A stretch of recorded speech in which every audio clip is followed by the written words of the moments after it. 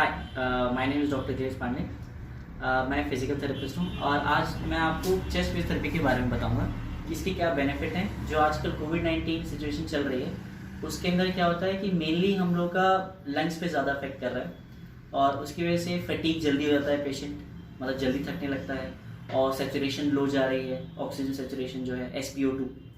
और अब इस चेस्ट फिजियो से क्या फ़ायदा है कि आपका जो अगर लंग एंड्योरेंस जो कि कम हो जाता है इसके अंदर वो बढ़ेगा, लंग कैपेसिटी बढ़ेगी, ज़्यादा से ज़्यादा आप ऑक्सीजन ले सकते हो, सैचुरेशन बढ़ेगा। इसमें जिस पेशेंट के ज़्यादा बलगम बन रहा है अंदर, जो निकल नहीं पा रहा है इजीली, तो उस केस में हम लोग चेस्ट फिजियोथेरेपी से वो बलगम ज़्यादा अच्छे से निकाल पाएगा पेशेंट कफ के द्वारा। ये एक्सरसाइज जो मैं आपको बताने वाला हूँ वो जो कोविड से पेशेंट रिकवर हो रहे हैं वो भी कर सकते हैं और वो लोग भी कर सकते हैं जिनको कोविड नहीं हुआ है। ये उन लोगों के लिए भी ज़्यादा अच्छा है जिनके रिस्क फैक्टर ज़्यादा है इस चीज़ का, जैसे कि जिनका ओल्ड एज है या कोई पुरानी मेडिकल कंडीशन है, चेस्ट कंडीशन है। इस करते समय ध्यान देना है कि बहुत आराम से करना है, ठीक है। ज़्यादातर एक्सरसाइज इसलिए ताकि आपका एंड्योरेंस बढ़ सके, रिलैक्सेशन हो सके। तो जितनी एक्सरसाइज होंगी वो स्लोली होंगी और इसका जो प्रोग्रेशन होगा, मतलब अगर हम एक्सरसाइज को बढ़ाएंगे वो भी स्लोली करेंगे ताकि पेशेंट को फटीग ना महसूस हो। करना deep breathing exercise. Deep breathing मतलब हमें लंबी सांस लेनी है और लंबी सांस छोड़नी है।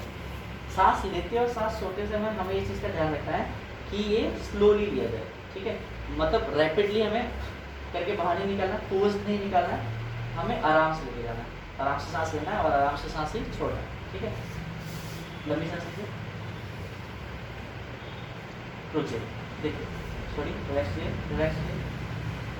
जब भी आप लंबी सांस लेंगे तो ध्यान रखना है कि नेक मसल्स को रिलैक्स रखना है, कंधे को रिलैक्स रखना है, चेस्ट के आसपास के मसल्स को रिलैक्स रखना है और आराम से सांस हमें लपी लेनी है, ठीक है। आराम से सांस लीजिए, बहुत आराम से। सांस को रोकिए 3 तक, 1 2 3, उसके बाद छोड़िए मुँह से। कैसे करेंगे? लंबी सांस लीजिए, आराम से मसल्स को रिलैक्स रखते हुए सांस को रोकिए 1 2 3 और उसके बाद मुंह से छोड़ना बाहर, ठीक है। ध्यान रखना है कि हम जब सांस छोड़ेंगे तो पूरा अंत तक छोड़ें, ठीक है। सारी हवा बाहर निकाल देंगे अंदर से, ठीक है। एक बार और करें, लंबी सांस, सांस को रोकिए 1 2 3 और उसके बाद छोड़िए और पूरा अंत तक आपको फील होना चाहिए कि लंग्स खाली हो रहा है।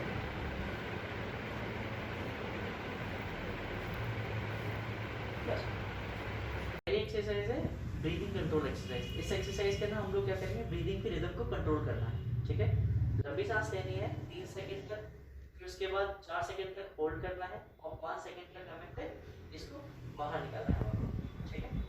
लंबी सांस लीजिए और 3 सेकंड तक रोकिए उसको, 1 2 3, उसके बाद 4 सेकंड तक रोकना है, 1 2 3 4, फिर 5 तक गिनते हुए बाहर निकालना है।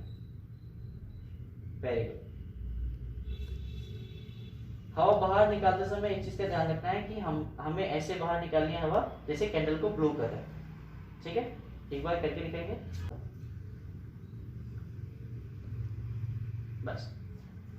Diaphragmatic breathing exercise. इसके अंदर हम लोग क्या करते हैं, मेन जो मसल होता है इंस्पिरेशन का, जब हम लोग लंबी सांस लेते हैं तो डायफ्राम एक मसल होती है जो यहाँ से यहाँ ऐसे लगती है, ठीक है।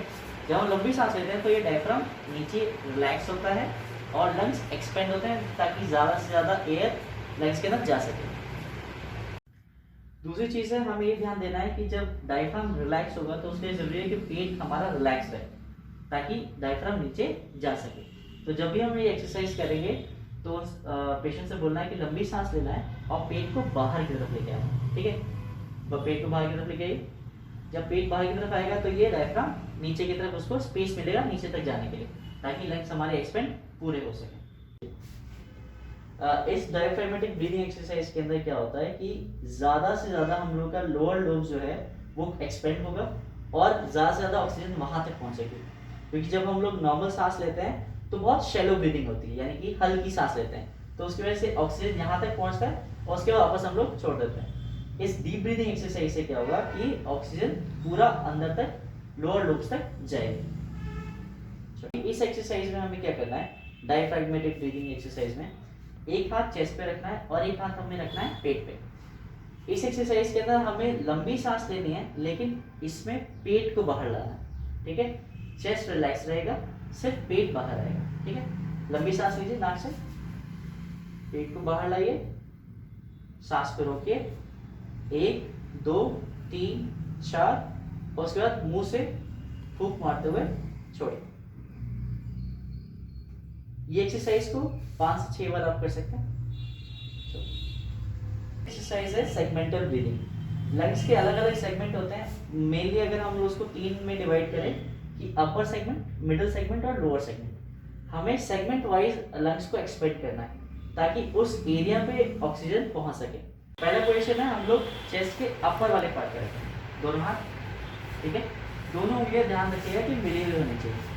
आप पेशेंट को लंबी सांस लेने के लिए बोलना है और जब ये लंबी सांस लेगा तो ये एरिया एक्सपेंड होना चाहिए और ये उंगलियां थोड़ी सी दूर जाए, ठीक है।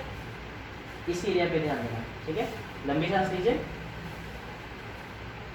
सांस को रोके, 1 2 3 4। अभी मुंह से छोड़े,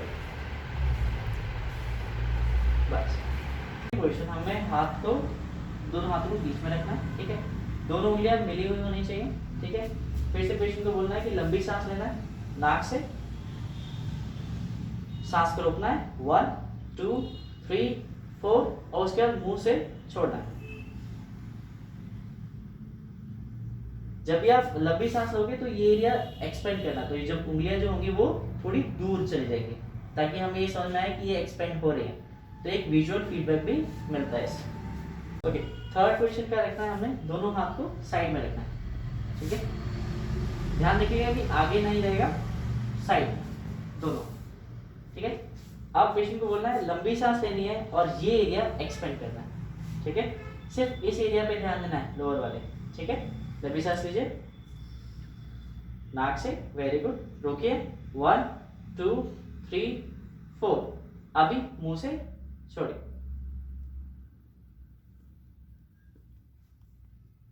रुकिए। Next exercise is thoracic expansion exercise.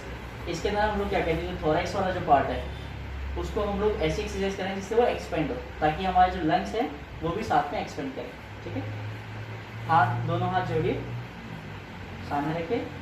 अभी पेशेंट से बोलेंगे लंबी सांस लेनी है नाक से और हाथ को ऊपर उठाना है। सांस लेते हुए हाथ को ऊपर उठाना है, सांस रोक के, और अब मुंह से छोड़िए जैसे कैंडल को ब्लो कर रहे हैं और हाथ साथ में नीचे आएगा। पहला। दूसरा, इसमें क्या करना है, पेशेंट को बोलना है दोनों हाथ सामने रखिए, सामने दोनों जोड़िए इधर, ठीक है। अब लंबी सांस लेते हुए हाथ को बाहर की तरफ लेके आइए, लंबी सांस लेते हुए नाक से लीजिए, वेरी गुड, रोके और उसके बाद मुंह से छोड़िए, बस। ये सारी एक्सरसाइज आपको 5 से 6 बार शुरुआत में करनी है, धीरे धीरे इस एक्सरसाइज को हम लोग बढ़ा सकते हैं। अगर पेशेंट को बलगम ज़्यादा आ रहा है तो उसके लिए एक एक्सरसाइज होती है, उसको बोलते हैं परकशन, ठीक है। तो उसमें क्या होगा कि पेशेंट बैठा होगा, ये एक्सरसाइज हम लोग बैठते समय भी करा सकते हैं, लेटा के भी करा सकते हैं, अलग अलग पोजीशन में चेंज करके हम वो चीज़ करा सकते हैं, दूसरे बंदे की हेल्प लगेगी। इसमें क्या होगा कि हाथ को कप शेप में बना के, मतलब फ्लैट नहीं रहेगा, कप शेप रहेगा, और उसके चेस्ट एरिया पे, आपके फ्रंट एरिया पे भी और बैक एरिया पे हमें उसको ये परकशंस करने हैं, ठीक है। तो ये कुछ इस तरीके से दिखाई देंगे।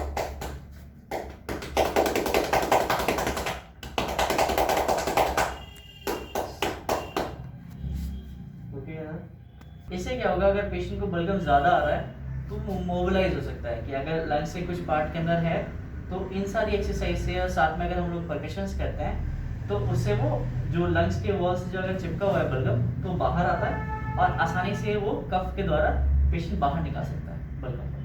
तो इससे क्या होगा कि अंदर का जो सिक्रीशंस वगैरह जो जमा हुए हैं वो क्लियर होंगे।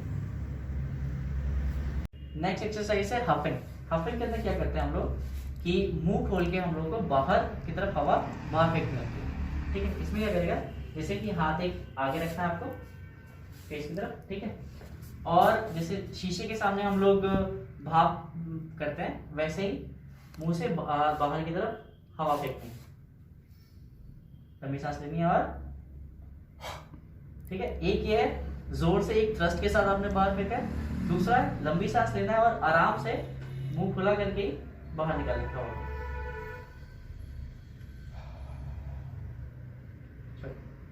इस एक्सरसाइज का फायदा क्या है कि जो लंग्स के अंदर मोबिलाइज हुआ है सिक्रेशन, जो हमने अभी परकशन वगैरह किया था उसे वो हिला है, अपनी पोजीशन से अलग हुआ है, अब वो बाहर निकलने के लिए ये चीज एक्सरसाइज बहुत जरूरी है।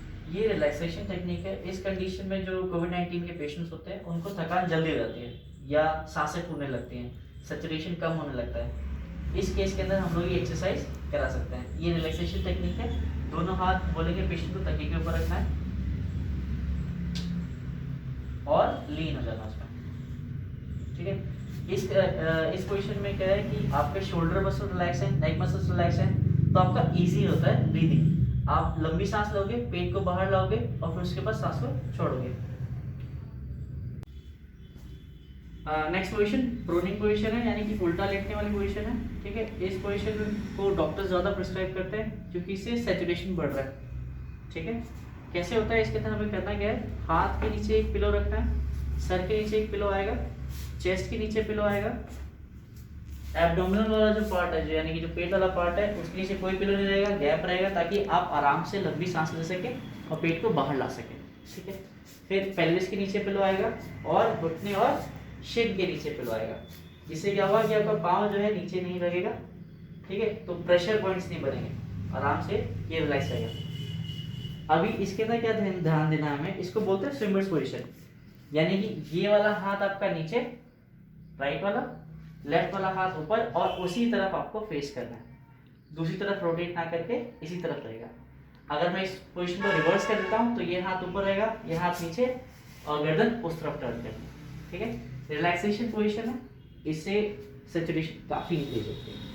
अब जैसे हमने पहले प्रोन लाइन पोजीशन देखा, जैसे जब पेशेंट उल्टा लेटा हुआ था, तो बहुत बार ऐसा होता है कि उसको डिफिकल्टी होती है, ठीक है, कि मतलब थोड़ा बेचैनी लगता है कि उस तरफ से उसको लगता है कि कैसे सांस ले पाएंगे, ठीक है। अगर उसको ज़्यादा डिफिकल्टी हो रही है तो हम लोग साइड लाइन भी लेटा सकते हैं। अगर हम पेशेंट सीधा लेटा हुआ है उससे बेटर पोजीशन है कि अगर ये साइड लाइन में लेटे, ठीक है। अगर प्रोन नहीं लेट पा रहा था, यानी कि उल्टा नहीं लेट पा रहा था, एक तकिया सर के नीचे होगा, एक हाथ के नीचे और एक तकिया दोनों घुटना मोड़ के दोनों घुटनों के बीच में रहेगा।